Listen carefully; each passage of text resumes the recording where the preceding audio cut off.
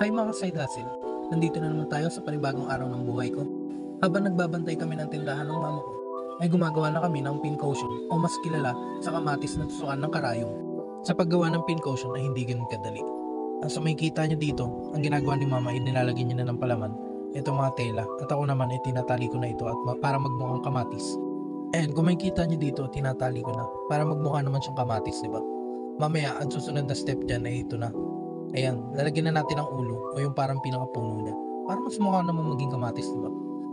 At ito na nga pala yung last step. Kung saan makikita nyo, binabalot ko na. At si mama naman yung nagtutuloy ng paglalagay ng dahon sa pinakaulo ng kamatis o sa pincushion. Mukha lang siya madali pero may mga pinagdaanan nitong proseso. Kung saan may paggugupit ng tela, ang susunod sa paggugupit ng tela ay ang pagtatahi ng ilalim, tas ang gilid din susunod dun ay yung paglalagay na ng palaman. After nito ay tatahiin na yung ulo. Then saka ko naman tatalian na siya yung gilid upang magmukha namang kamatis o hugis kamatis. Sa may kita nyo, after nun diba, nilagyan na namin ng ulo o dahon. After nun, ayan, binabalot ko na. Kasi nga, para mas mukha na siya maging maganda. O maging presentable kapag binili na. Ayan, kung may kita nyo, tapos na namin dito, ibalot. Nilalagay ko na dito sa lamesa kasi nga, ilalagay na namin dun sa stock namin. Kung saan may marami pang iba.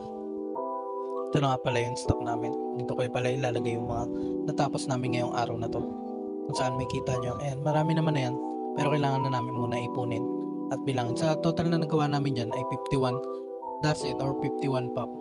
Itong side hustle na ginagawa namin ay nakakatulong na rin to sa pagbabudget ng pagkain at extra income na rin. Sabi nga nila, walang madaling trabaho na hindi mo pinaghihirapan.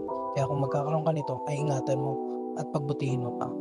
Malay mo, dito ka yumaman o dito ka magkaroon ng extra income na makakatulong sa inyo araw-araw.